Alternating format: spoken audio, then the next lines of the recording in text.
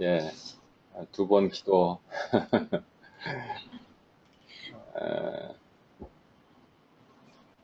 벌써 저기 632랑 400을 더하니까 1032가 되네요. 그렇죠? 우리 1000번째 감사 예배 드린 게 또 엊그제 같은데, 벌써 이렇게 됐습니다. 오늘 저는 이제 십자가의 비전을 가지라, Vision of the Cross라는 말씀으로 여러분과 나누고자 하는데, 저희 어머님이 지난 주일이죠. 추석 지나고 합창단에서 함께 합창하시는 분인데, 이분이 또 이렇게 미술도 하시는 분이라서 작은 전시회를 했다고 주일날 끝나고 잠깐 들릴 수 있냐 그래서 이제 거기 전시관을 잠깐 갔습니다. 그래서 이제 그분 인사를 하는데 뭐 이렇게 전시를 쭉 해놨더라고요. 이렇게 여러 명이 연합해서 하는 전시예요. 전시를 했는데 아유 뭐 어머니를 쏙 빼닮았네요. 이렇게 그분이 그러시더라고요. 내가 어렸을 땐 제가 아버지를 닮았다는 얘기 들었거든요. 이렇게 말라가고 이렇게 좀 푸쭉하고 그럴 때가 있어요. 제가 이 얼굴이 아니에요. 쫙 많이 바뀌었어요. 그랬는데 우리 아버님 또 이렇게 나름 그레고리 팩을 닮았다는 얘기도 듣고 그러셔서 어렸을 때 이 얼굴이었으면 내가 잘생겼다는 얘기를 들었을 텐데 그랬더니 우리 어머니가 아니나 다를까 내가 어렸을 때는 아버지 닮았다는 얘기를 했더니 나이 들어서 엄마 닮았다는 얘기 듣네요. 그러면서 아버지 닮았으면 좀 잘생겼다는 얘기를 들을 텐데 이렇게 농담 삼아 얘기를 하셨어요. 그랬더니 그분이 그러시더라고요. 목사님이 너무 잘생기면 안 돼요. 그래서 들어보니까 이게 뭔 얘기야. 네? 기분이 매우 안 좋은 얘기였다라는. 그러면서 이제 제가 드리고자 하는 말씀은 저희 어머니가 뭐 여러 가지 하신다 그랬죠. 근데 제가 들으니까 이게 안 되는 게 있어요. 오카리나 맨날 어디서 바람 빠진 소리 피피피 막 소리 들리는데 아직도 2년이 가까이 됐는데 제대로 불질 못하시고 아니 어떻게 그러시냐고 제 반두라 그래도 또 그 반이 너무 좋은 거죠. 같이 멤버들이 너무 좋아서 쉽게 못 관두시는 거예요. 뭐 합창단 이런 것도 어머니가 또 악보를 많이 이게 아주 잘 보진 못하세요. 성가대를 한 20년 넘게 30년 가까이 하셨으니까 그 가닥으로 하시는 건데 0.5초 늦게 따라하는 그 기법이 있거든요. 그 아주 특수한 기법입니다. 그 기법을 잘 쓰셔서 하는 거지 사실은. 근데 이번에 이제 다른 걸 좀 관두고 뭘 하나 새롭게 등록하신 게 있는데 그게 문학반입니다. 문학반인데 매주 시를 한 편씩 시나 산문을 하나씩 써가야 돼요. 근데 어머니가 의외로 잘 쓰시더라고요. 제가 같이 이렇게 좀 같이 써드리고 도와드리고 좀 했지만 그래서 제가 막 칭찬을 해드렸어요. 칭찬은 정말 고래도 춤추게 한다고 칭찬을 해드렸더니 너무 좋아하시더라고요. 그래서 제가 깨달은 게 하나님 나라 일도 이거구나.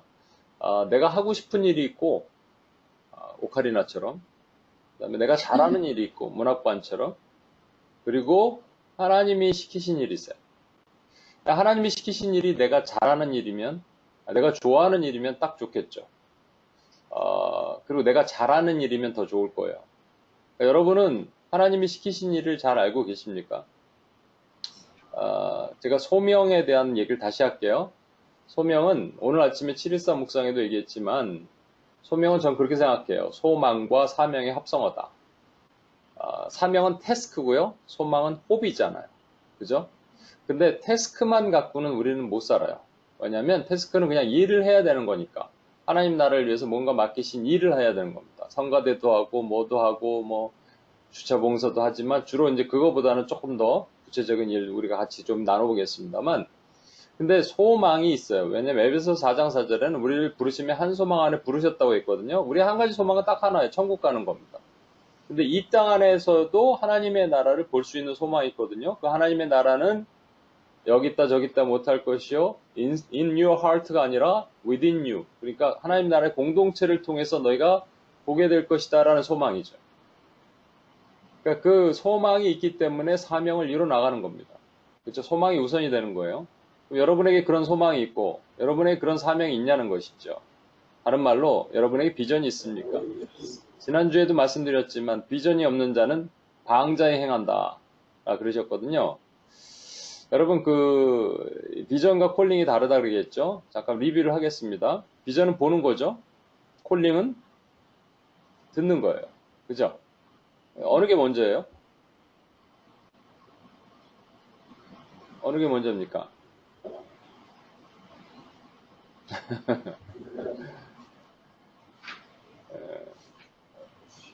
성경에는 예를 들어 떨기나무 가운데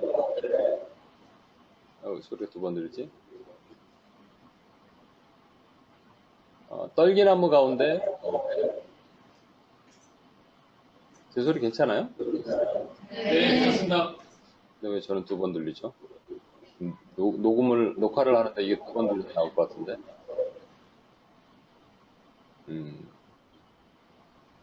이, 그 떨기나무 가운데 불타는 그 떨기나무를 봤는데 타지 않은 떨기나무를 봤는데 봤단 말이죠. 그 다음에 주님께서 말씀하셨어요.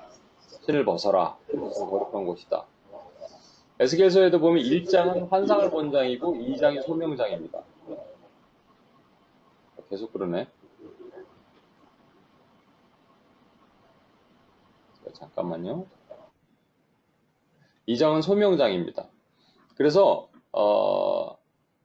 이제 1장에서 하나님 말씀하시고 2장에서 하나님 부르시는 내용이 나와요. 보여주시고 바울도 마찬가지죠. 다메섹 선상에서 그 환한 광채 가운데 눈이 멀게 되죠. 먼저 봤죠. 그리고 하나님께서 말씀하시고 이끌어 주세요. 왜 그렇게 하셨을까라는 것이죠. 여러분 그 본 것을 이해했나요? 모세도 에스겔도 바울도 이해하지 못했습니다. 왜 먼저 보여주시나? 이것은 인간의 바로 그 모습 때문이에요. 인간은 늘 보고자 한다고 얘기했잖아요. 보이지 않는 하나님 때문에 답답한 거예요. 그래서 어떤 사람들은 기다리지 못하고 그 하나님을 깎아서 만들어요. 우상이죠.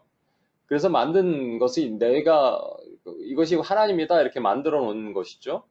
그렇지만 우리는 그렇게 하면 안 되죠. 그러니까 하나님께서는 하나님 자신을 보여주셔야 되는데 우리가 이해할 수 있게 보여주지 않는 거예요. 모르게 보여주시는 거죠. 왜냐하면 그걸 이해했다면 우리가 하나님처럼 되고자 하는, 그래서 우상을 만들었기 때문에 하나님처럼 되고자 하는 인간의 본성이 있거든요. 그래서 그걸 이해하지 않게 보여주시는, 잘 모르는 거죠. 떨기나무의 그 불이 뭐야. 결국 그건 예수 그리스도를 상징하지만 봤을 때 모세는 이해를 못했을 겁니다. 에스겔도 그렇고 바울도 그렇고 뭘 봤어요? 순간적으로 봤는데 이해하지 못하는 것을 계속적으로 말씀 가운데 귀로 들려주시면서 부르시는 거예요. 자꾸 불러주시는 거죠. 그래서 비전과 콜링은 같은 겁니다. 비전, 소명, 부르심도 소명 이렇게 우리가 말하잖아요. 제가 지난주에 이런 얘기를 했죠. 하나님의 영광 돌리는 삶이 우리의 목적이다. 삶의 목적인데 이렇게 영광 돌리는 삶을 살면 좋겠지만 예수님도 그렇고 우리가 지난주에 봤던 빛, 너희는 세상의 빛이라 산 위에 있는 동네가 숨기지 못할 것이요. 그리고 말씀하시면서 뭐라고 말씀하시냐면 그들로 하나님께 영광 돌리게 하라 이렇게 말씀하셨다는 거예요. 그들로. 왜? 그들이라는 것은 산 위에 있는 동네인데 왜냐하면 우리의 이 모습이 있거든요. 우리는 영광을 깎아먹든지 영광을 도둑질하든지 영광 사기꾼, 영광 도둑놈 그런 얘기를 했었잖아요. 그러니까 하나님께서는 하나님이 원하시는 것은 그들, 하나님이 모르던 산 위에 있는 동네가 하나님께 영광 돌리는 삶을 살기를 원하시는 건데 어떻게 하냐는 거예요. 어떻게 하냐면 우리 good works를 보고 good works를 에베소서 끝에 보면 뭐라고 나오냐면 forgiveness 근데 with kindness and tenderness라고 그랬어요. 용서하는 거예요. 죄의 사함이죠. 죄 사함인데 그냥 하는 것이 아니라 친절과 긍휼로 가는 건다라는 겁니다. 그러니까 뭘 할 수 있는 것들은 뭐든지 하는 거예요. 이 친절과 긍휼한 마음으로 그들에게 다가가서 뭐든지 섬기고 하면서 그들이 우리의 착한 행실을 보고 야 하나님이 살아있나 보다 라고 얘기하면서 하나님 믿고 하나님께 영광 돌리는 삶을 사는 것, 이것이 하나님께 영광 돌리는 일, 저와 여러분의 삶의 목적이 되는 겁니다. 이 땅에서 하나님을 찬양하는 일. 그럼 지난주에 산 위에 있는 숨긴 동네 찾으셨나요? 오늘은 십자가의 비전에 대해서 얘기를 좀 하려고 그러는데 이것도 우리가 지난주의 말씀, 그러니까 지난주에 말씀에 그동안 우리는 어떻게 생각했냐면 너희가 빛이니까 빛 쫙 바라면 그걸로 끝난다 이렇게 생각했겠지만 또 우리가 영광 돌린다고 생각했겠지만 그게 아니라 하나님의 목적은 산 위에 있는 숨기운 동네가 그들이 하나님의 영광 돌리는 것이 하나님의 목적이라고 말씀드렸죠. 그럼 오늘도 조금 우리가 오해하고 하고 있을 수 있는 말씀을 좀 다시 한번 나눠보고자 합니다. 누가복음 9장 23절을 우리 한 목소리로 읽어볼게요. 시작. 또 무리에게 이르시되 아무든지 나를 따라오려거든 자기를 부인하고 날마다 제 십자가를 지고 나를 따를 것이니라. 여기서 세 가지를 주님이 말씀하시죠. 잘 보시면 자기를 부인하고 자기 십자가를 지고 주님을 따른다. 요거 세 가지를 하라. 누가복음 14장에는요. 그렇게 하는 자는 그렇게 하지 않는 자는 제자가 아니라 그러셨어요. 그러니까 이렇게 해야지 제자입니다. 여러분 자기 부인하세요? 자기 십자가를 지고 계세요? 그러니까 주님을 따르고 계세요? 라고 얘기하면 대부분 할걸 이렇게 생각하겠지만 자기 부인이 뭔가요? 자기 부인이 거울을 보면서 나는 내가 아니야 뭐 이렇게 하시는 게 자기 부인이에요? 자기 부인이 뭔가요? 그러니까 자기 망상이죠 그거. 요즘은 세상에서는 자기 부인 안 가르치죠. 자기 발견을 가르칩니다. 자아 발견 이런 거. 근데 교회에서는 자기를 부인하래요. 셀프 디나이얼이 어떻게 하는 거냐는 거예요. 여러분 어떻게 하는지 아세요? 하는 방법을 아셔야 될 거 아니에요. 자기 부인 방법. 두 번째, 자기 십자가를 진다는데 그냥 십자가가 아니라 자기 십자가래. 그럼 여러분 십자가가 뭐예요? 이 여러분 십자가가 뭐냐고 얘기하면 세상에서도요 십자가 얘기합니다. 그래서 세상에 고난, 힘들게 사는 분들이 교회 안 다니는 분들도 이렇게 이게 뭐 제 십자가죠 이렇게 얘기하는 분들도 있어요. 제가 CTS 방송을 보다가 깜짝 놀랐는데 어떤 분이 막 얘기하다가 장애우를 가지고 있는 어떤 할머니예요. 근데 할머니가 이렇게 얘기하더라고요. 이게 다 저의 업보라고 생각해요. 업보? 업보는요, 그 카르마라고 얘기하는 불교에서 쓰는 용어입니다. 업보라 그러면 큰일 나요, 여러분. 대부분 십자가라 그러면 이런 거 생각하죠. 어려운 것, 뭐 내가 가난한 것, 뭐 장애가 있는 것, 이런 부모를 만난 것, 이런 남편을 만난 것, 이런 불신 가정 안에 태어난 것, 뭐 이 정도밖에 안 되는 것, 심지어 아픈 가정이 있는 것, 가족이 있는 것. UPS 뉴욕에서도 어제 어떤 한 분이 아버님이 갑자기 힘드셔서 이렇게 정신병원에 입원하게 된 어머니가 또 치매로 걸리 뭐 이런 걸 놓고 같이 기도했습니다만 이런 걸 따지고 보면은 십자가라고 생각하기 쉽잖아요. 그렇죠? 통상적으로 이런 거를 십자가라고 얘기합니다. 그런데 그것은 십자가가 아니에요. 그럼 보편적으로 우리가 교회에서 통상적으로 십자가라고 얘기하는 것이 무엇이냐 하면요. 십자가는 첫 번째는 죄라고도 얘기합니다. 왜냐하면 여러분 사실 그 예수님이 짊어지고 가신 십자가는 예수님 십자가가 아니거든요. 나의 죄 때문에 생긴 예수님이 대신 지신 십자가잖아요. 그러니까 그 십자가는 사실은 내가 지은 죄에 대한 것이라는 것이죠. 그래서 그 십자가는 죄라라고 해석하는 분들이 있습니다. 맞는 측면이 있어요. 그렇지만 매일 그 십자가를 져야 된다면 여러분 성경에 보면 예수님 십자가는 베드로전서 2장 24절에 보면 한 번에 친히 나무에 달려 그 몸으로 우리 죄를 담당하셨으니 이는 우리로 죄에 대하여 죽고 의에 대하여 살게 하려 하심이라. 그러니까 예수님께서 친히 십자가에 달려 돌아가셨기 때문에 담당하셨기 때문에 우리가 더 이상 십자가를 지는 것이 아니에요. 만약에 죄의 문제라면 우리는 그 죄책감에 시달리게 될 거예요. 우리가 십자가를 지고 가는 것이 아니라 달리신 십자가를 바라봐야겠죠. 거기에는 예수님이 안 계시잖아요. 승리하신 예수님이 계시잖아요. 그렇게 되기 때문에 이게 죄의 문제라 그러면 좀 그런 문제가 됩니다. 주님이 우리에게 죄의식은 같지만 죄책감을 가지라 하지 않으셨어요. 두 번째는 그렇다면 이 십자가는 고난이다라고 보편적으로 많이들 얘기합니다. 바울 사도도 이렇게 얘기했어요.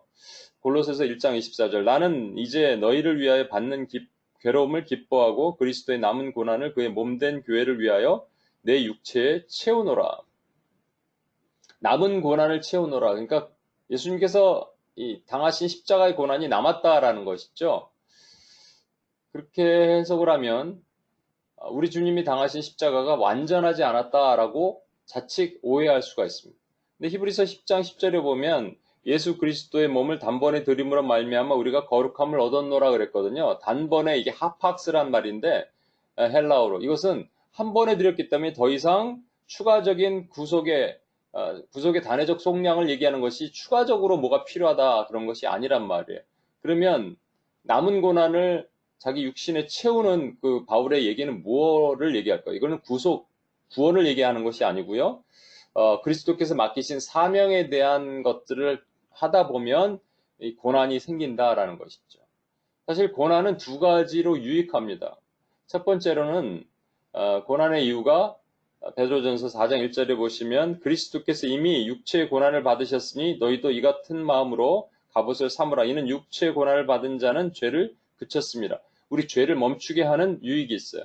그러니까 우리가 죄를 지을 때 하나님께서 우리를 치신다라고 표현하잖아요.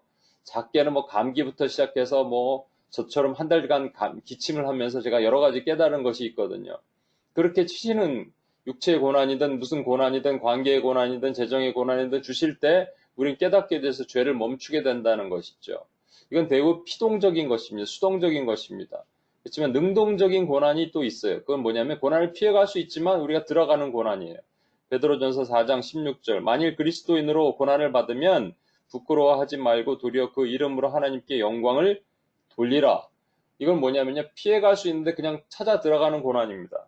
여러분이 뭐 아주 단편적인 거는 누구를 위해서 대신 금식하면서 기도하는 것. 이것도 고난이잖아요. 배고픔이잖아요. 그렇죠? 그 금식을 하는 이유가 뭐예요? 내가 안 해도 되는데 하잖아요. 그러니까 하나님 나라를 위해서 안 해도 되는데 하는 일을 고난이라고 얘기하는 거예요. 이렇게 안 살아도 되는데 더 풍족하게 살아도 되는데 하나님 나라를 위해서 헌금하면서 남은 것으로 여러분 드리는 삶, 이렇게 안 살아도 되는, 여기 UPS 안 와도 되는데 여러분이 더 쪼개서 나의 삶을 쪼개서 하나님께 드리고자 하는 삶, 이게 작게 보면 고난들입니다. 다. 그런데 십자가가 고난이라고 얘기하면 우리에게 좀 어려움이 있어요. 뭐냐면 그렇다면 십자가 자체가 고난이란 말이죠. 그러면 그게 목적이 될 수는 없잖아요. 고난이 우리의 목적이 될 수는 없습니다. 하나님 나라가 목적이 될 수는 있지만, 그러니까 목적이 십자가라면 한 예를 들어서 여러분 40일간 금식을 했어요. 누구를 위해서? 금식을 마칠 때 39일이 제일 기쁘잖아요. 40일 날 아침에 탁 되면 제일 감사하죠. 그 전에 뭐 코끝에 스치는 라면 냄새가 드디어 먹을 수 있으니까.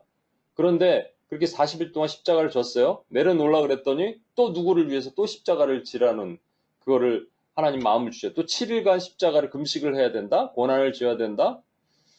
그러면 그 고난이 기쁠까요? 진짜로? 아니죠. 이게 부담스러운 일이 되잖아요. 일. 하나님이 그런 십자가를 우리에게 맡기시겠습니까?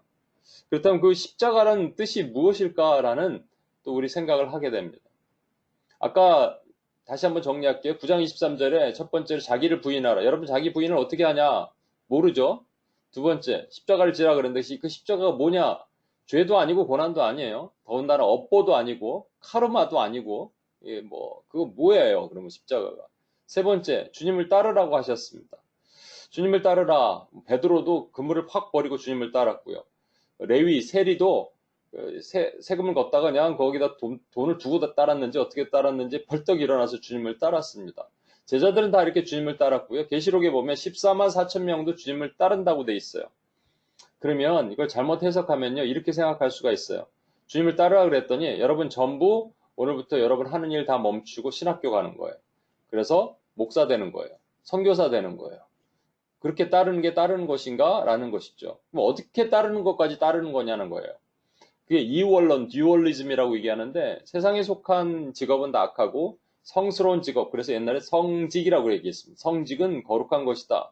그러니까 이게 분리하는 것도 마귀의 장난인데 사실 그거 아니잖아요. 그러면 하나님 부르신 콜링한 사람들이 이쪽 영역에 부르신 분들이 있습니다. 그건 필요하기 때문에 부르신 거지만 모두가 다 목사가 될 수 없고 모두가 다 선교사가 될 수 없잖아요. 그러면 어디까지 따라야 되냐는 거예요.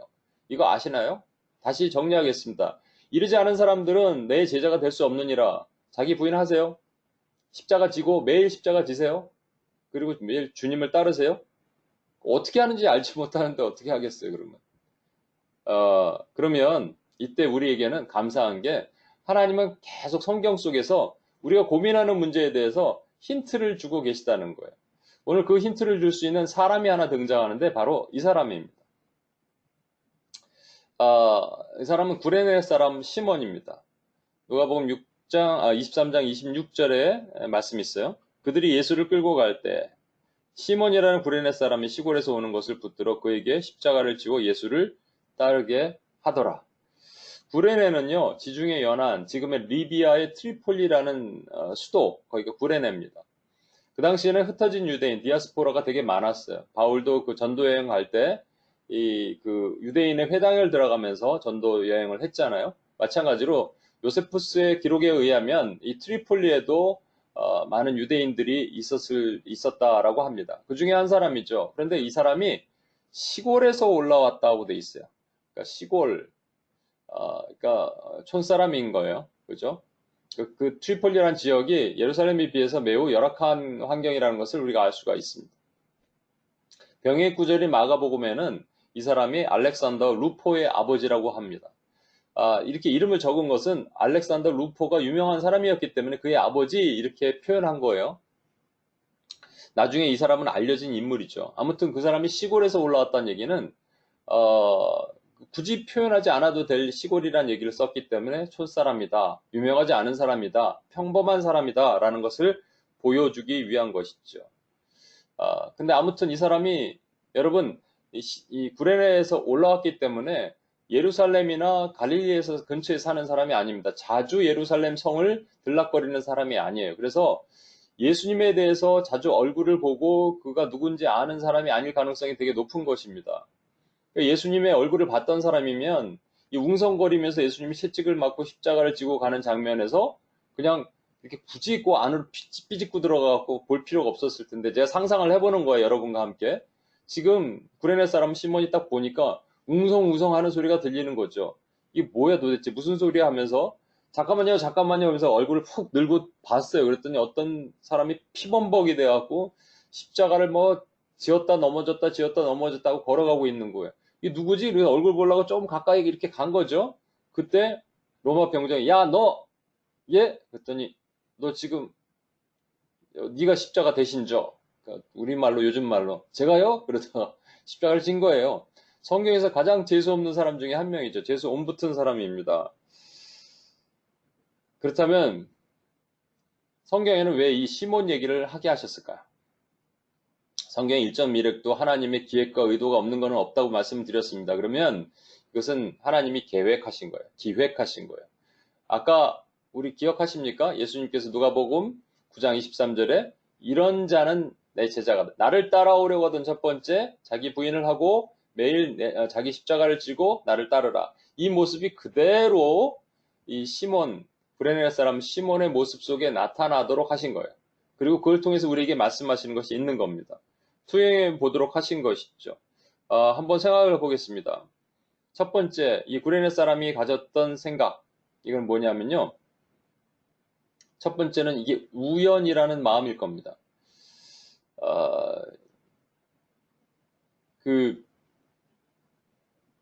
자기는, 얼마나 뭐 1년에 한 번 유대, 디아스포라들이 그 유대 유월절을 지키러 올라오긴 하지만, 매년 올라오지 않을 수도 있습니다. 정말로 마음 잡고 올라오는 거예요. 올라올 때도 좋은 옷 차려입고 이렇게 탁 올라가는 것이죠. 올라가야 되는데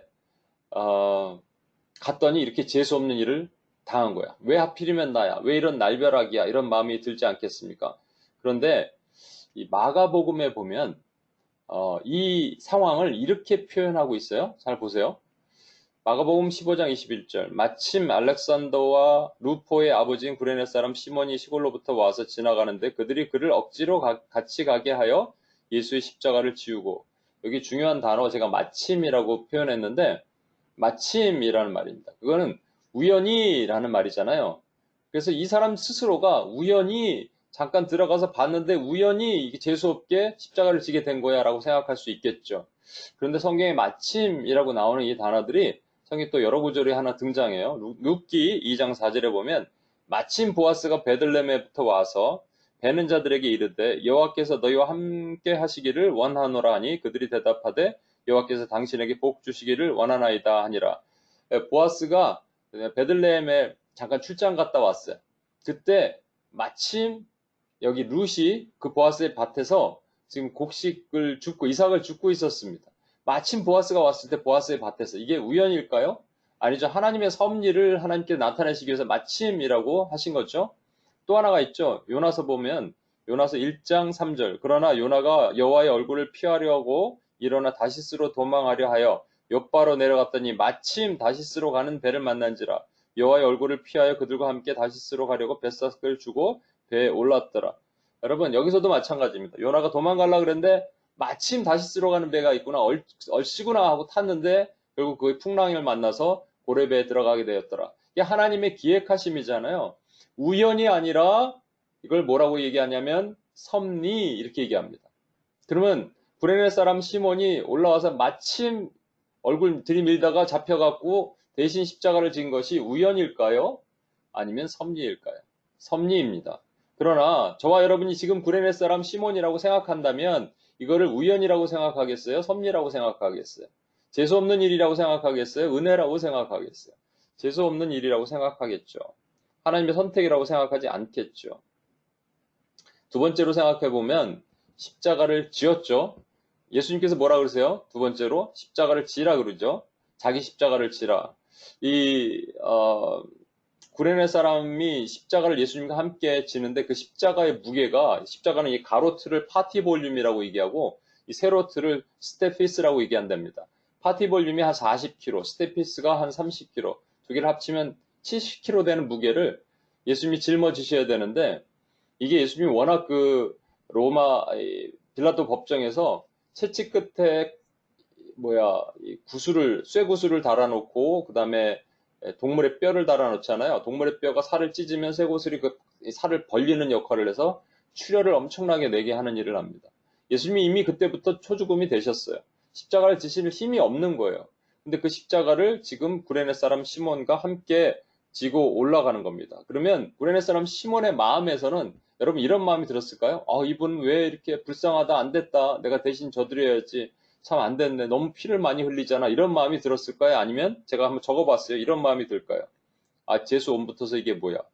저 친구는 왜 이리 자꾸 쓰러져? 왜 이리 무거워? 이거 예루살렘에 오려고 이번에 새로 산 옷인데 피 다 묻었잖아. 나 도저히 못하겠다. 로마 군인한테 말할까? 이런 말 안 생길까요, 여러분? 전 생길 것 같아요. 저와 여러분이라면 얼마든지 시몬이 이런 감정이 있었을 것 같습니다.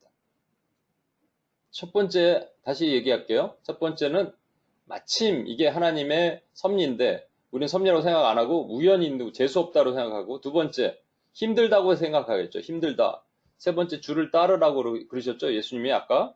이 사람도 주 따라요. 뭐라고 돼 있냐면 누가복음 23장 26절에 그들이 예수를 끌고 갈 때 시몬이라는 구레네 사람이 시골에서 오는 것을 붙들어 그에게 십자가를 지고 예수를 따르게 하더라 그랬습니다. 예수를 따르게 하더라. 그러니까 예수님을 쫓아가는 거예요. 원래는 같이 지고 가야 되거든요. 근데 왜냐하면 자꾸 쓰러지니까 예수님이 앞에 가는 거예요. 근데 좀 빨리라도 빠릿빠릿하게 가면 좋겠는데 천천히 가. 그리고 여러분 어떤 사람이든지 얼마큼 가는지 알면은 덜 힘듭니다. 여러분 그거 아세요? 앞에 쓴 사람이 덜 힘들고 뒤에 쫓아가는 사람 더 힘들고, 얼만큼 가는지 알면 덜 힘든데 그냥 마냥 가면 힘들어요. 그 사람은 구레네 사람이기 때문에 예루살렘 지리도 잘 몰라요. 빌라도의 법정에서 골고다 언덕까지 얼마나 걸린지 모르는데 이게 800km 정도, 800m 정도 된답니다. 언덕길이죠. 제 군대 있을 때 말이죠. 이 마지막 행군하서 마지막 올라가는 이 고개가 있어요. 낭유리 고개라고. 거기서 사람들이 다 이렇게 낙오를 합니다. 탈진을 해요. 그런데 거기서 계속 얘기합니다. 옆에서 이 집차를 타고 올라가시는 분들이 야, 다 왔어, 거의 다 왔어 이렇게 얘기하면 갑자기 힘이 나요. 그러면 좀 올라갈 수 있습니다. 마찬가지예요. 언제 얼만큼 더 가야 되는지 알면 괜찮을 텐데 그걸 모르고 또 쫓아가는데 쫓아가는 사람도 느려. 그러니까 얼마나 힘들겠어요. 여러분, 제가 지금 말씀드리려는 것이 지금 이 구레네 사람의 시몬을 폄하하고자 하는 말이 아닙니다. 시몬의 모습에서 우리의 모습을 투영해 보자는 거예요. 다시 한번 볼게요. 예수님께서 제자들에게 이런 자는 나의 제자가 될 거야가 자기를 부인하고 자기 십자가를 지고 매일같이 그리고 나를 따르는 자. 시몬의 모습을 보면 자기 부인이 안 됐어요. 자기 부인하는 태도가 전혀 나타나지 않을 것 같아요. 왜냐하면 지금 재수없다라고 생각할 테니까, 재수 옴붙었다고 생각할 테니까, 하나님의 섭리를 이해하지 못할 테니까. 그리고 자기 십자가를 지고 따라야 되는데 힘들다고 얘기하니까. 그 주를 따라야 되는데 언제까지 따라야 되냐고 또 불만을 할 테니까. 그렇죠? 사실 이게 우리 모습 안에 나타난 겁니다. 그럼 제자들은 어땠을까요? 그 당시 베드로나 요한과 이런 같은 제자들. 처음에는 십자가를 버리고 도망갔죠. 근데 이 지금 구레네 사람 시몬이 나중에 되게 유명한 사람이 될 겁니다. 초대교회. 왜냐하면 아니 그 예수님의 십자가를 같이 지고 다녔어요. 초대교회 때는요, 예수님이 바로 오신다고 생각했어요. 내년, 내후년쯤 예수님 다시 오신다. 그랬기 때문에 그때 가장 부러운 사람들이 예수님과 함께 있었던 사도들, 또 예수님과 함께 뭐 했던 사람들, 이런 사람들입니다. 구레네 사람 시몬은 당연히 유명한 사람이죠. 예수님의 십자가를 지었는데. 그러니까 그 이후에 이 제자들의 모습은 구레네 사람 시몬이 예수님의 십자가를 지었던 것처럼 그들도 십자가를 지고 주님을 따릅니다. 그 십자가의 정체가 그들에게 나타나기 시작해요. 그게 뭐냐니까 맡기신 사명을 감당하는 거예요. 여러분, 아까 제가 소명은 소망과 사명의 합성어다라고 말씀을 드렸죠. 소망은 호비예요. 우리 천국, 하나님이 나라, 그게 우리의 소망이 돼야 돼요. 근데 그걸 이루기 위해서 맡기신 사명들이 있어요. 그것을 합쳐서 소명이 되는 것이죠. 맡기신 사명. 예수님에게도 사명이 있죠. 사명은 뭐냐면 하나님의 뜻을 이루는 거예요. 저와 여러분에게도 사명이 있습니다. 근데 그 사명이 다를까요? 여러분, 예수님의 사명, 아까 요한복음 6장 38에서 39절인데 제가 읽을게요. 내가 하늘에서 내려온 것은 내 뜻을 행하려 함이 아니요 나를 보내신 이의 뜻을 행하려 함이니라. 나를 보내신 이의 뜻은 내게 주신 자 중에 내가 하나도 잃어버리지 아니하고 마지막 날에 다시 살리는 이것이니라. 여러분, 예수님의 이 사명은 뭐냐면 하나님의 뜻을 이루는 것인데 예수님에게 맡기신 자를 하나도 잃어버리지 아니하고 마지막에 다시 살리는 것이래요. 제가 이 말씀을 왜 드리냐면 여러분 보십시오. 예수님의 십자가예요. 원래 예수님의 십자가를 구레네 사람 시몬이 지었단 말이죠. 그러니까 예수님의 사명이란 말이죠. 근데 예수님의 사명을 우리가 지는 거예요. 구레네 사람 시몬이 저와 여러분이라면 우리가 지는 거라면 예수님의 사명과 우리 사명이 다른 게 아니라 같은 것이 돼야 돼요. 예수님의 사명은 맡기신 영혼들을 하나도 잃어버리지 않고 마지막 때에 다시 살리는 것인데 그렇다면 우리에게 맡기신 영혼을 하나도 잃어버리지 않고 다시 살리는 일을 해야 되는데 그런 일을 하고 있느냐라는 겁니다. 그 사명을 지금 오늘도 매일같이 십자가를 지고 그 일을 하고 있느냐. 자기 부인을 하면서 주님을 따르고 있느냐라는 것이죠. 근데 도리어 이렇게 생각하지 않겠습니까? 왜 내가 해야 되느냐? 아까 구레네 사람 시몬을 적용한다면 왜 이걸 내가 해야 되느냐? 그리고 너무 무겁다. 언제까지 해야 되느냐? 이 세 가지 아니겠어요? 왜 나냐? Why me? 그리고 너무 힘들다. 왜냐하면 사명이 좋은 거면 상관이 없습니다만 사명이 어렵다면 얘기가 틀려져요. 사명이 기쁜 일이라면 상관없지만 사명이 힘든 일이라면 얘기가 틀려진단 말이에요. 한 예로 들면 한 지체가 불신 가정에 들어가서 시아버지, 시어머니 전부 안 믿는 분들이래요. 그러면 여러분 너무 힘들잖아요. 추석 때 이럴 때 보면 또 제사를 지내야 말아야 되냐 계속 기도해야 되고 근데 시간이 지나는데 변하지도 않고 믿지도 않고 기도는 하는데 바뀌는 건 없고 그럴 때 우리 마음이 어떻게 드냐면요. 왜 접니까 주님? 그리고 너무 힘들어요. 언제까지 해야 돼요? 이런 생각이 안 들까요? 듭니다. 구레네 사람 시몬의 모습이 우리 안에 그대로 있어요. 사실은. 여러분 오늘 기도하실 때 어떠셨어요? 저는 특별히 어저께 UPS 코리아에서 UPG 기도하고 뭐 미전도 전략 기도하고 영역 기도하고 교회 파수 기도하는 너무 힘들었어요. 마음이 잘 안 열려요. 사실 오늘 오셔야 되는 분들도 안 오시는 분들도 있었다고 하는데 여러분 제가 이런 특별한 이 말씀을 준비할 때 보면 원수의 방해가 꼭 있는 것 같아요. 기도할 때도 마음이 잘 안 열리더라고요. 저는 왜 그런지 오늘 알아요. 어제 기도를 했으니까. 여러분에게 그걸 좀 이따가 나눠드릴게요. 왜 그러냐면 그걸 알게 하시려고 하나님께서 더 우리 안에 냉랭한 마음을 주셨을지도 몰라요. 오늘 기도 힘들었죠. 솔직히 말해서. 힘들었을 것 같아요. 원 스피릿, 우리 UPS가 같은 스피릿으로 간다면. 하나님께서 이거 보게 하시려고 일부러 우리 기도가 마음이 잘 안 열리고 힘든 마음을 주신 것이 아닌가라는 생각이 듭니다. 여러분, 그러면 어떻게 우리는 해야 되는가? 여러분, 죄송합니다. 구레네 사람 시몬이 가져야 될 마음은 뭐냐면, 이것은 재수없는 일이 우연이 아니라 하나님의 섭니다. 라고 생각해야 되는 거예요. 아까 말씀드렸지만 이것은 예수님이 지셔야 될 그러니까 사실은 예수님께 아니라 내 거거든요. 내 거를 예수님이 대신 져주시는 거잖아요. 죄도 마찬가지로, 사명도 마찬가지로. 우리 이걸 착각한단 말이죠. 여러분 이런 유튜브 보신 적 있어요? 이게 그 노숙자랑 어떤 사람이랑 같이 앉아 있는데 이 사람이 던킨 도너츠에서 뭐죠? 멈치킨인가? 도너스를 이렇게 조그만 것들을 사갖고 이렇게 먹으려고 커피를 딱 하고 먹으려고 그러는데 노숙자가 그걸 먹는 거예요. 째려보다가 하나는 봐줬는데 그 다음에 또 먹는 거예요. 자기도 또 먹었죠. 계속 하나씩 먹는 거죠. 노숙자도 째려보고 자기도 째려보고 그러다가 다 먹고 나서 노숙자가 떠난 거예요. 자리를. 이 사람이 너무 황당해갖고 자기도 가려고 가방을 딱 챙기는데 옆에 보니까 의자 옆에 자기가 산 도너스가 있더라는 것이죠. 그러니까 지금 누구 도너스 먹은 거예요? 노숙자 도너스 먹은 거예요. 그러면서 째려본 거죠. 여태까지. 이렇게 하는 것이 어쩌면 우리의 모습일 수 있어요. 이게 예수님께 아니고요. 사실 내 거예요. 내 사명인데 예수님이 지셔야 될 사명을 내가 지금 내 사명인데 예수님이 대신 십자가를 지신 것을 내가 불평할 수도 있다라는 것이죠. 왜 저냐고요? 왜 나냐고요? 왜 나를 그곳에 하필이면 보내셨습니까? 왜 나를 중국 땅으로 보내셨습니까? 왜 나를 그 가정, 왜 직장 그곳으로 보내셨습니까? 왜 나를 그 교회로 보내셨습니까? 교회도 어려운 교회 가운데 여러분 보내는 교인들도 있으시죠? 여기도 가운데 있으세요? 워치맨 가운데도 얘기도 나눴는데 왜 그 하필이면 접니까? 저도 좀 이렇게 은혜 많이 받고 막 교인들 가운데 막 좋은 셀, 목장 이런 데서 좀 하고 싶은데 왜 하필이면 접니까? 그랬을 때 하나님께서 이렇게 말씀하시는 것이 맞습니다. 너는 나를 믿느냐? 내가 이것을 다 기획했고 섭리했다. 네가 그 갈릴리 사람 시몬도 아니고 뭐 예루살렘 사람 시몬도 아니고 구레네 사람 시몬 시골 사람을 내가 선택한 이유가 있다. 네가 하버드 대학 나와서도 아니고 좋은 문벌이 있는 것도 아니고 잘생겼어도 아니고 그냥 너는 김경환이기 때문에 이름 없는 너를 내가 택하였다. 라고 하시는 것처럼 그러면 그게 맞는 거예요. 그죠?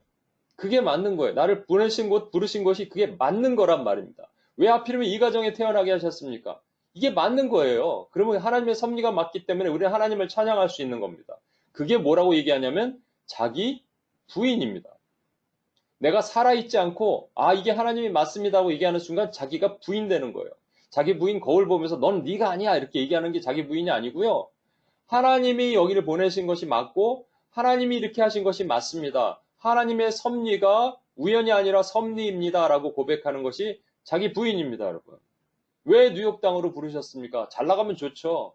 근데 뭐 직업도 지금 잘리고 막 직장 구하시는 분들도 있죠. 왜 하필이면 접니까? 라고 얘기할 때 하나님께서 말씀하신 음성을 들으세요. 그리고 하나님의 섭리를 인정하고 하나님을 찬양하는 거예요. 그게 하나님의 섭리를 올리는 겁니다. 두 번째, 힘들죠? 내 것도 아니고 예수님 것 같았어요, 처음에는. 그리고 막 지고 가는데 힘들어요. 너무 무거워요. 70kg 들고 가니까. 그리고 막 고기가 막 숙여지고, 어제 산 옷인데 이거, 막 피도 묻고, 너무 힘들단 말이죠. 그런데 사실은 우리가 힘든 진짜 이유가 있다고 성경은 말씀하시는데, 누가복음 9장 23절 그 다음에 예수님이 뭐라고 말씀하시는지 한번 보세요. 이렇게 말씀하십니다. 누구든지 제 목숨을 구원하고자 하면 잃을 것이요. 누구든지 나를 위하여 제 목숨을 잃으면 구원하리라. 사람이 만일 온 천하를 얻고도 자기를 잃든지 빼앗기든지 하면 무엇이 유익하리요. 사실은 예수님께서 자기 십자가를 지고 매일 나를 따르라 하시는 말씀 전에 무슨 장면이냐면요. 베드로가 등장해요. 베드로가 주는 그리스도시여 살아계신 하나님의 아들이십니다. 이렇게 얘기했을 때까지 좋았는데 그 다음에 예수님 십자가를 지겠다고 하니까 예수님을 붙들며 항변하여 꾸짖었단 말이에요. 그러지 마소서. 그런 일은 있을 수 없습니다. Never happened to you. 이렇게 얘기합니다. 근데 이게 never happened to you가 아니라 never happened to me 란 말이에요. 나한테 그런 일이 있을 수 없어요. 내가 당신한테 투자한 게 얼만데 이런 얘기랑 똑같은 말입니다. 그때 예수님께서 하신 말씀이에요. 제 목숨을 잃으면 구원하리라. 왜 우리가 십자가를 못 지나요? 힘들어서 못 지는 거예요, 사실은. 그러니까 우리 손해보기 싫어서 못 진다는 거예요. 자기 유익을 구하니까 못 지는 거예요, 사실은. 그 다음에 또 하나 말씀하시는 게 26절 보세요. 누구든지 나와 내 말을 부끄러워하면 인자도 자기와 아버지와 거룩한 천사들의 영광으로 올 때 그 사람을 부끄러워하리라. 두 번째는요, 부끄러워서 못 지는 거예요. 십자가 지고 다니면 티나잖아요. 야, 저거 십자가 지고 다니네. 사람들이 얘기하잖아요. 그러니까 부끄러워서 못 지는 거예요. 그 다음에 예수님께서 전혀 생뚱맞은 말씀을 하십니다. 27절 보면 내가 참으로 너에게 이르노니 여기 서 있는 사람 중에 죽기 전에 하나님 나라를 볼 자들도 있느니라. 그냥 십자가 그냥 이렇게 얘기하지 않으시는 거예요. 왜? 십자가 지는 목적이 분명하잖아요. 소망이 있어야지 사명을 이룬다고 얘기했죠. 소망은 뭐예요? 하나님 나라. 그래서 주님이 이렇게 얘기하시는 거예요. 하나님 나라를 내가 보여줄게. 그래서 베드로, 야고보, 요한에게 바로 다음에 변화산으로 데려가셔서 실존하는 하나님의 나라의 현현을 나타내시는 거예요. 이게 주님의 마음입니다. 너 힘들지? 그래도 따라. 무조건 해. 이게 아니에요. 너 힘들지? 힘든 이유를 알아. 너희는 목숨을 지키려고.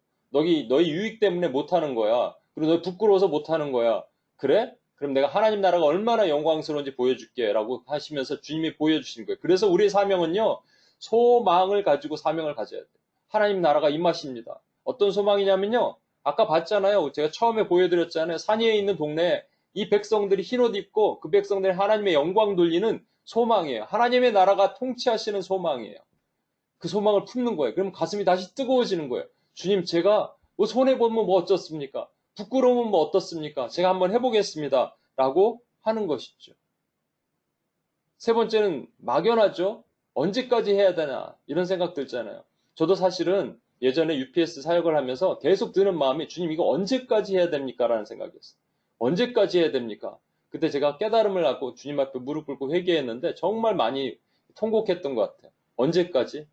주님이 그러시더라고요. 나는 언제까지 이 사역을 해야겠다. 이게 무슨 얘기냐면요. 주님이 십자가를 달리신 것은 이례적이고 단회적 사건이라고 저는 생각했는데 주님에게는 시간이 필요 없어요. 하루가 천년이 하루라면 주님은 지금도 매일 everyday 십자가에 달리시는 개념이에요. 사실은. 그렇죠? 그럼 저는 언제까지 해야 되나요? 죽을 때까지 이걸 해야죠. 이 밑빠진 독이 물붓기 같은 이 사역을 언제까지 해야 되나요가 아니라 주님 제가 죽을 때까지 이 사명을 감당하겠습니다가 맞는 얘기잖아요.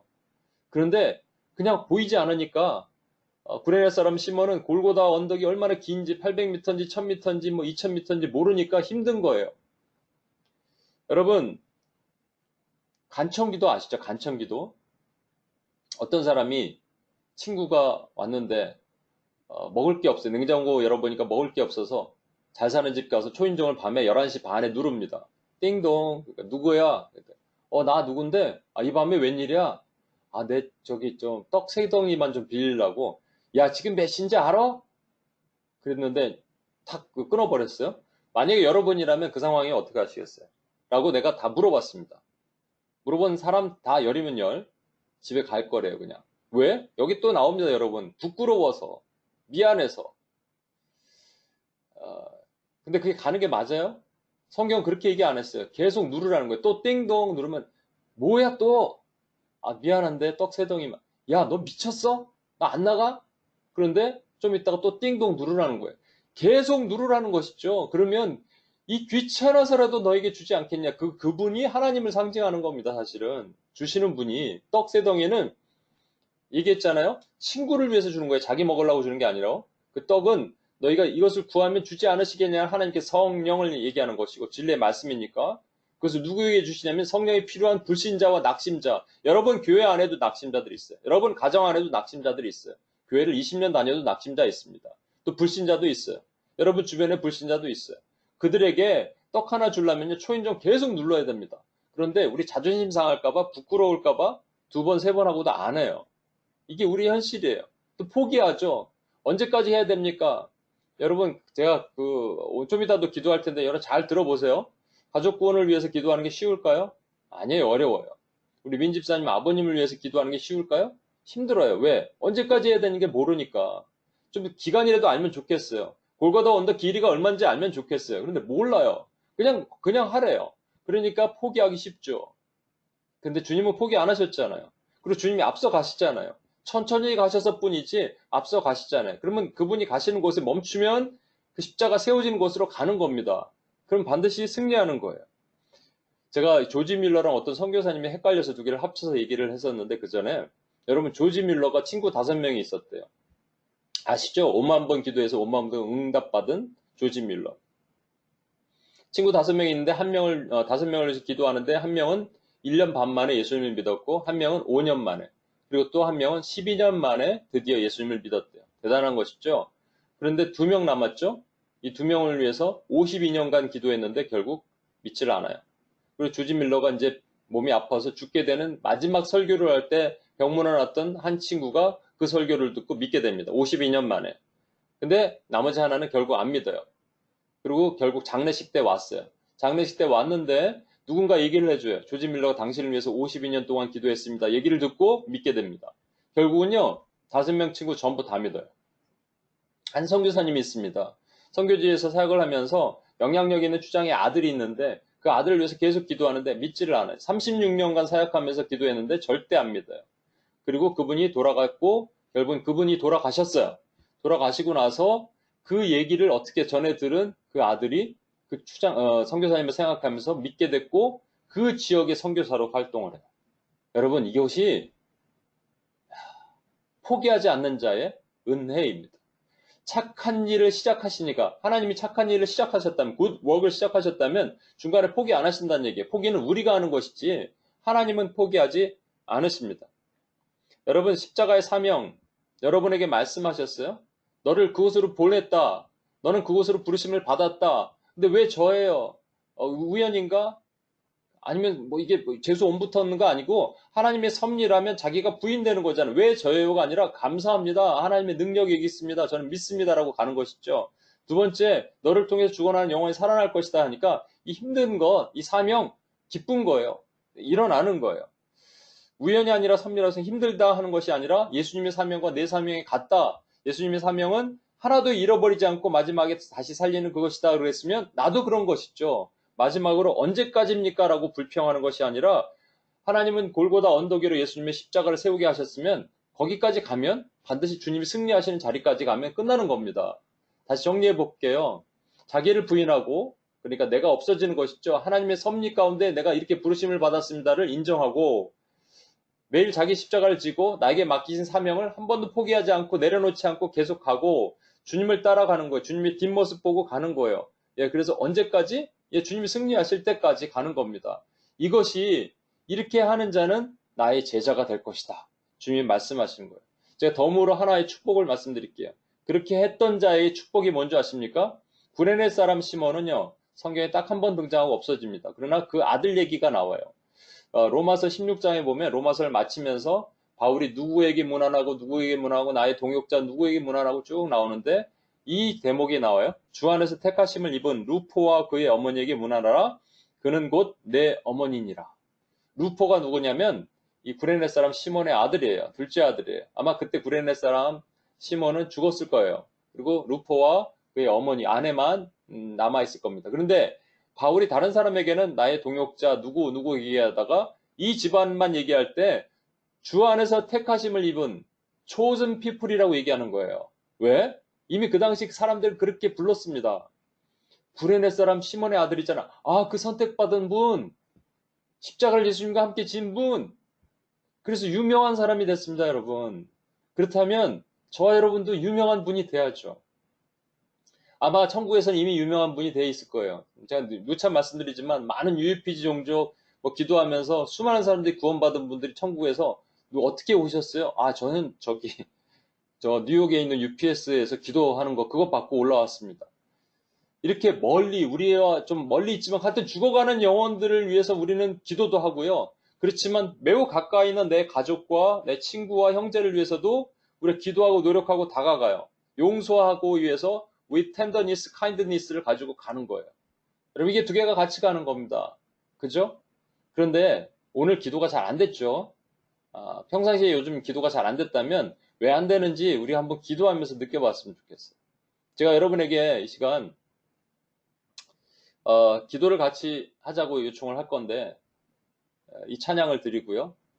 어떤 기도냐면요. 여러분 한 가지 생각해 보십시오. 내 불신 가정. 우리 민집사님 같은 경우는 우리 아버지, 또 어머니, 또 나의 오빠, 동생, 친구, 직장 동료 한 명씩 붙잡고 기도할 건데요. 이 찬양을 먼저 드리고 우리 기도함으로 주님 앞에 나갔으면 좋겠습니다. 십자가를 질 수 있냐? 우리 고백이에요.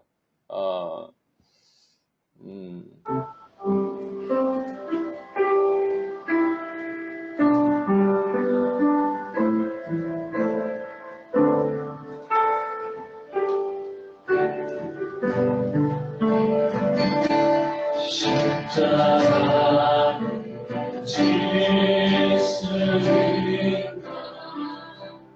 주가 오시네 주께까지 가르려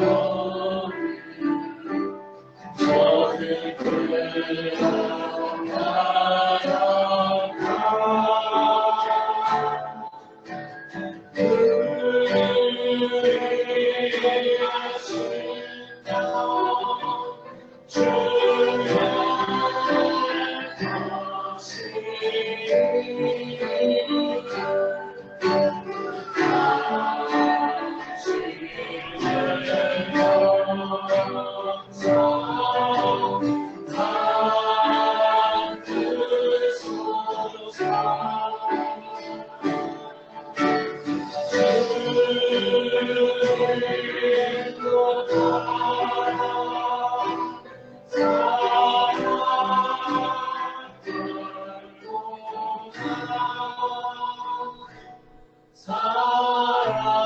사랑과 충성을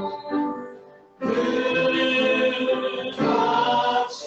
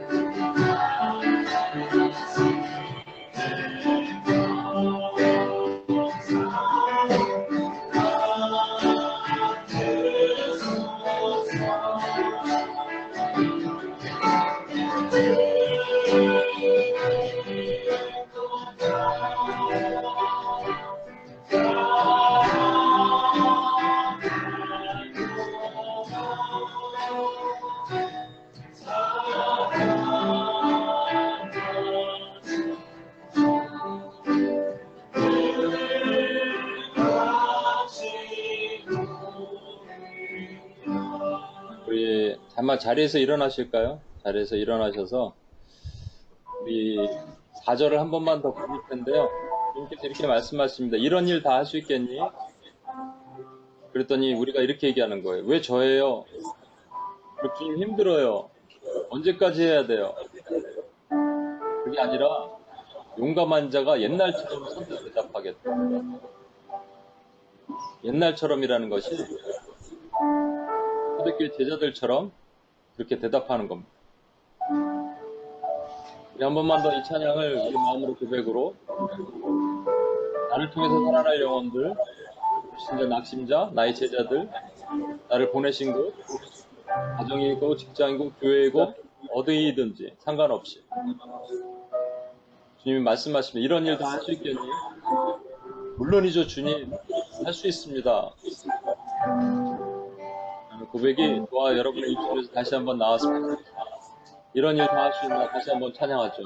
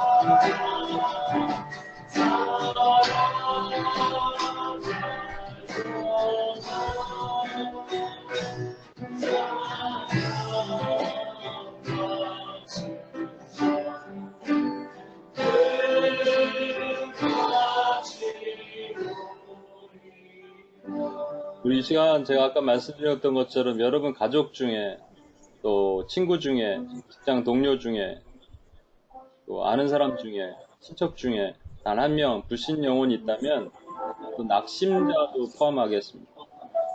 있다면 그분을 붙잡고 한 번만 기도하겠습니다. 특히 불신자들은 하나님 불쌍히 여겨주십시오. 하나님 제발 살려주십시오. 오늘 죽음에 내릴 것밖에 없는 그 영혼들을 하나님 한 번만 살려주십시오. 불쌍히 여겨주십시오. 구원하여 주십시오. 라고 함께 기도하면서 주여 한번 외치고 같이 한번 기도하겠습니다.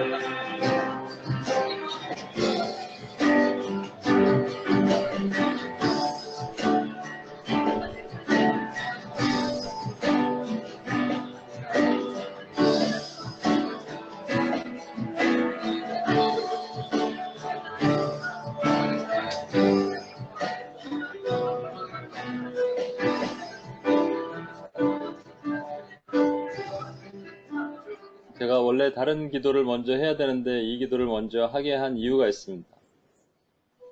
여러분 솔직히 여러분 마음 점검해 보십시오. 나의 가족, 오래된 가족, 오래되게 기도하던 분들.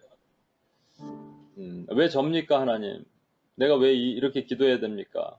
또 너무 힘듭니다. 언제까지 해야 됩니까? 어쩌면 구레네 사람 시몬의 처음의 모습처럼 우리는 그런 여러분 마음에 들어서 가슴이 냉랭할 수도 있습니다. 아니, 할 것 같아요. 여러분 마음을 점검해 보십시오. 지금 눈물이라도 한 방울 나오십니까? 가슴이 복받쳐서 견딜 수 없으십니까? 아니라면 왜 그럴까요? 이게 우리의 영적인 상태의 현실입니다. 주님이 이 맡기신 사명이라고 생각하지 못했기 때문입니다. 이렇게 하는 자는 내 제자가 되리, 그렇게 하는 자는 내 제자가 되지 못하리. 이걸 이해를 못한 거예요.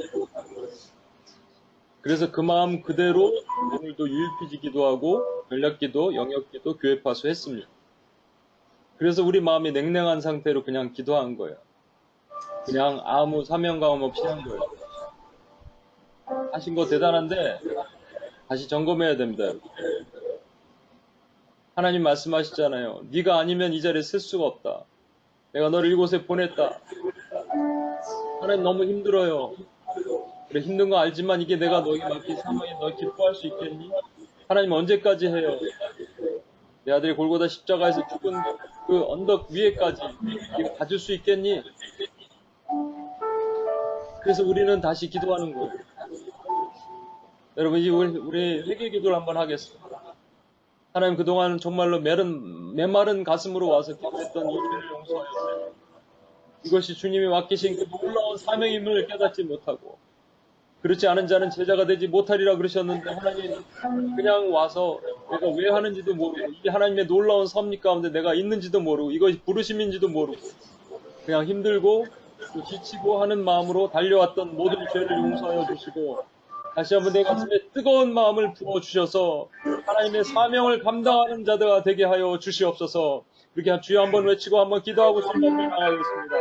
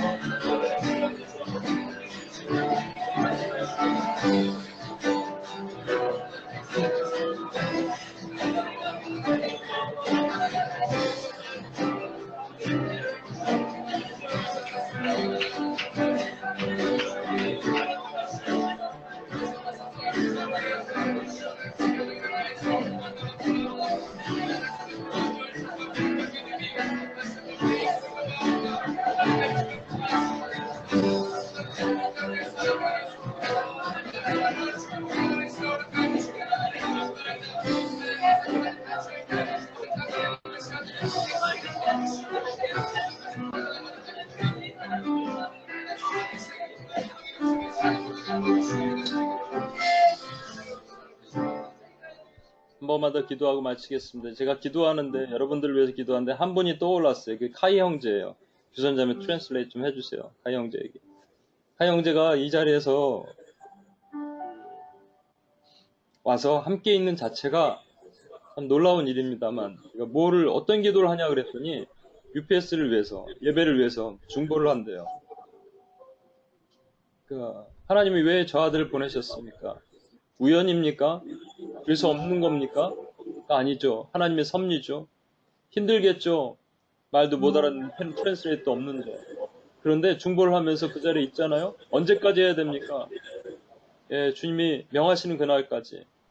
이게 사명감입니다, 여러분. 이것이 사명자의 생각이에요. 하나님이 그런 자들을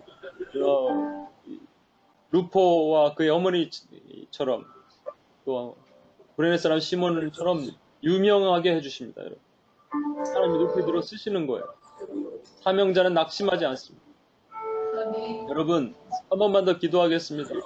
여러분 부르신 곳을 보십시오. UPS도 마찬가지 포함해서 부르신 곳을 다시 한번 보십시오. 그곳에서 내가 이 사명을 감당하겠나이다. 하나님 내가 낙심하지 않고 감당하겠나이다. 주여 하나님 그래서 내가 나를 부인하고 내 십자가를 지고 주님을 따르는 일이 나에게 기쁨이 되겠나이다. 이걸 다시 한번 우리 삶에 선포하면서 한 번만 더 주여 한번 외치고 기도하며 나가겠습니다.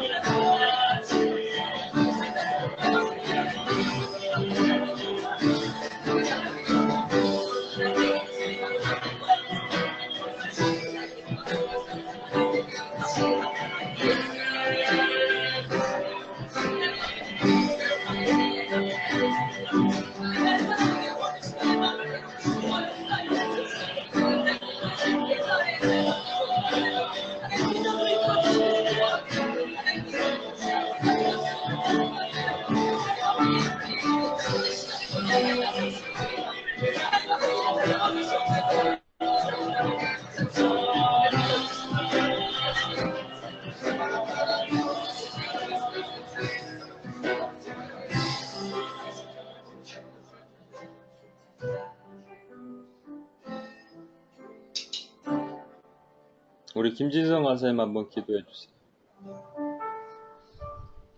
아버지 감사합니다. 예수님의 소명이, 예수님의 사명이 저희의 동일한 사명임을 다시 한번 깨닫고 순종하게 기쁨으로 감당하기로 결단합니다. 하나님 저희를 죽도록 아버지 그 길을 충성할 수 있도록 힘을 주시고 하나님 우리를 이끌어 주시옵소서. 하나님 때로 저희가 낙심할 때가 있었습니다. 때로 보이지 않아서 들리지 않아서 주저할 때가 있었습니다. 하나님 그러나 그때도 주님은 여전히 저희들에게 말씀해 주셨고 보여주셨는데 지금 저희들이 믿음이 연약했었음을 아버지 시간을 회개하며 아버지 다시 한번 나아가오니 하나님 우리의 연약함들을 하나님 다시 한번 고쳐주시고 하나님 사용하여 주시옵소서. 하나님 UPS에게 주신 이 사명 하나님 아버지 거두지 말아 주시옵시고 주님과 함께 끝까지 하나님 그 영광의 그 이르는 그날까지 하나님 함께 가기를 원합니다. 온 열방에 주님의 택하신 그 영혼들 한 사람도 놓치지 않고 기도하기를 원하시는 그 사명 저희가 충성되게 감당하기를 원하오니 주님 우리를 통하여 일하여 주시옵시고 우리와 함께 그 영광을 아버지 앞에 돌릴 수 있도록 주님 우리를 사용하여 주시옵소서. 감사드리며 예수 그리스도의 기도합니다. 아멘. 아멘.